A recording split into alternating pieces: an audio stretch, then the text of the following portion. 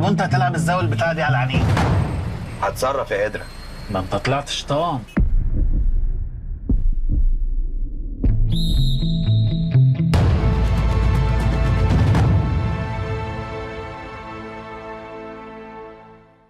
ازيكم يا جماعه، عاملين ايه؟ هنتكلم في الفيديو ده على فيلم فوي فوي فوي.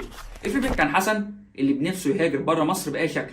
بيلاقي فرصه لما بيكتشف نادي لعب كره القدم للمكفوفين. النادي ده داخل تصفيات كاس العالم. بيلاقي فرصه انه لو دخل النادي ده ولعب على انه واحد من المكفوفين ممكن يقدر يهاجر ويسافر اوروبا. فيا ترى ايه اللي هيحصل؟ انا كنت مستني الفيلم ده جدا. يعني ده تقريبا اكتر فيلم عربي انا كنت مستنيه السنه دي.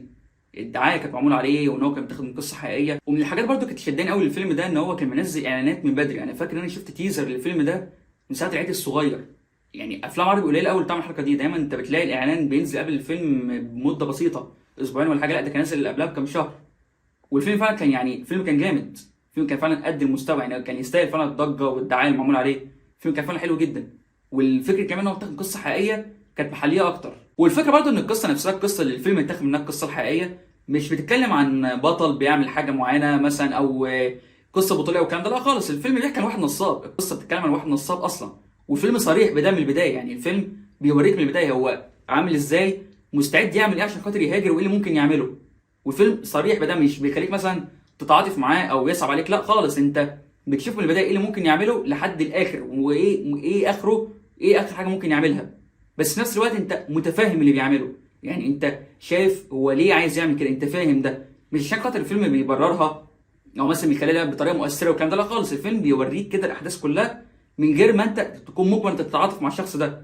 انت اللي بتقرر بقى، يعني هل مثلا انت عايز تتعاطف معاه ولا لا. مثلا هو فعلا شخص كريه وكده، بس انت مهتم. يعني انت عايز تعرف هل هو هيقدر يوصل اللي هو عايزه ده في الاخر ولا لا. انت مندمج طول الاحداث، لان اصلا هو الفيلم كله يعتبر بيتحكي من وجهه نظره هو ووجهه نظر باقي الاشخاص اللي في الفيلم. وفي طبعا عوامل كتير يعني هي اللي ساعدت في الكلام ده. في عوامل كتير هي اللي خلت الفيلم يطلع بالشكل ده في الاخر. اول حاجه واهمها الاخراج. اخراج الفيلم كان جامد جدا. عمر هلال مخرج الفيلم ده على حسب المكتوب، يعني ده اول عمل ليه. هو المخرج وهو مؤلف الفيلم كمان كبدايه واول عمل ليه. لا يعني هو عمل ممتاز جدا بصراحه. سواء بقى اختيار كادرات التصوير مثلا، نوع الموسيقى، طريقه السرد، كل الحاجات دي خلت الفيلم يظهر كده كانه نوعا ما بلاك كوميدي. مع ان الكوميديا في الفيلم يعني مش الفيلم في بعض اللقطات اللي تضحك، بس يعني مش ده اكتر فيلم كوميدي خالص مثلا. يعني مش ده الفيلم اللي هتخشه عشان خاطر تموت بالضحك والكلام ده. لا مش كده خالص. وانا فعلا شايف ان دي كانت احسن طريقه فيلم يتحكي بيها، لان الفيلم ده كان ممكن يتحكي بطريقه دراميه اكتر من كده بكتير. بس الفكره لو الفيلم كان اتحكى بشكل درامي اكتر، يا اما كان هيخليني مثلا اتعاطف مع الشخص ده واللي هو يعني يصعب عليا وكده. وانا شايف ان ده ما كانش هيبقى صح بالنسبه لطبيعه الشخص ده وان هو بيعمل ايه وكده.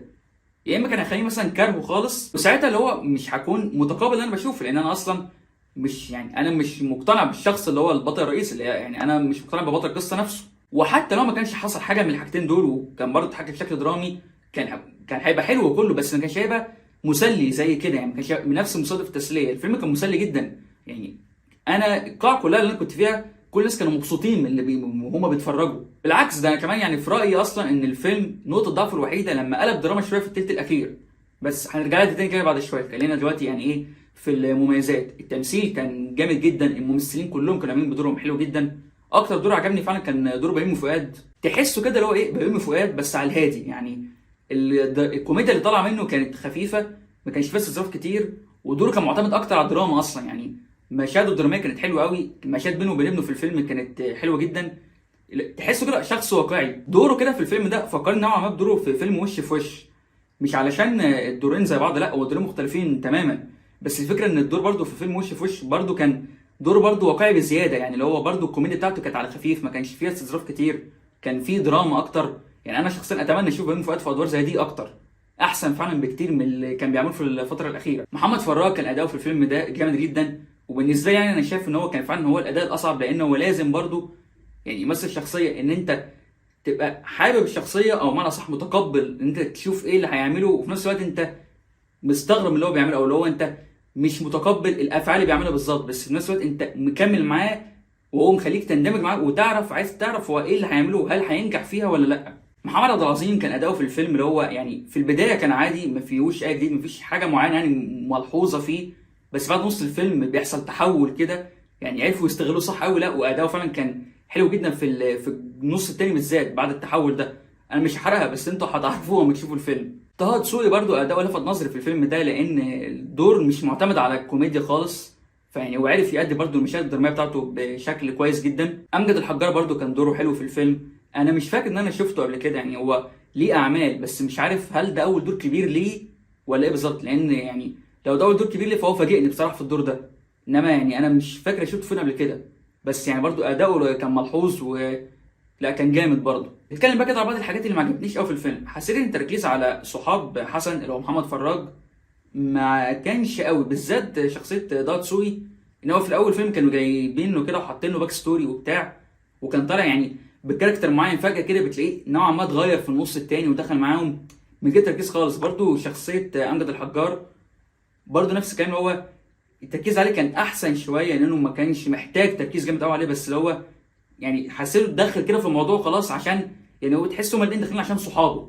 بس، اللي هو ما حسيتش ايه اهميتهم قوي في القصه، او اللي هو مش اهميته، ما حسيتش ان هما يعني كان ممكن يتعمل بطريقه احسن كده، يعني يتركز عليهم بطريقه احسن من كده بالذات في النص الثاني. تاني حاجه بقى ما عجبنيش في الفيلم شخصيه نيلي كريم، حسيت ان الشخصيه صغيره قوي عليها، يعني الدور ده ما يستاهلش حد، يعني ما يستاهلش اسم كبير زي نيلي كريم خالص، اللي هو دور بسيط ما يستاهلش، يعني ما يستاهلش كل ده. وفي نفس الوقت برضو قصه الحب اللي بينها وبين محمد فراج ما حسيتهاش نهائي، ما حسيتش ان في كلمه ما بينهم تستاهل يعني تبقى قصه حب والكلام ده، مش عشان تمثيل وحش او حاجه لا طبعا، بس الفكره الدور بسيط جدا، دور صغير قوي. الفكره بقى ان هي دي القصه، قصه الحب اللي ما بينهم دي هي دي اللي جابت الدراما، يعني هي دي كانت مصدر الدراما الرئيسي في التلت الاخير، الحته اللي انا اتكلمت عليها في اول الريفيو ما قلت ان الدراما كانت نقطه ضعف الفيلم، يعني هي دي بقى الفكره، يعني القصه ملهاش اي لازمه، ما حسيتهاش خالص، فالدراما جايه منها تحسها مجبره. الدراما نفسها حلوه، في الفيلم فيه مشاهد دراميه مش قليله برضو، يعني في النص الاول وفي الثاني، وكانت كلها معموله حلو، بس الفكره ان الدراما في الحته دي بالذات تحسها مجبره. حسيت انها كانت محاوله عشان اللي هو اتاثر بالشخصيات او يصعبوا عليا، حسيتها ما كانتش ناجحه قوي، يعني ايه كانت ممكن تتعمل بشكل ما يبقاش دراما قوي برضو، كانت تقدم نفس الحاجه ونفس الرساله ونفس كل حاجه وبس كده، يعني هي دي العيوب اللي في الفيلم، بس يعني برضو العيوب دي ما قللتش من متعه المشاهده. الفيلم ممتع جدا ومسلي جدا، وفعلا هو احسن فيلم مصري تقريبا نزل السنه دي، وبس كده حد 8 من 10. وبس كده ده كله ممكن على فيلم فوي فوي فوي. انتوا شفتوا الفيلم ولا لسه؟ شفتوه؟ اكتبوا رايكم في الكومنتات، لو ما شفتوش روحوا شوفوه واكتبوا رايكم في الكومنتات. لو عجبكم الفيديو ما تنسوش تعملوا لايك وشير وسبسكرايب وشغلوا زر الجرس عشان يجيلكم كل جديد. اشوفكم الفيديو الجاي ان شاء الله، وسلام.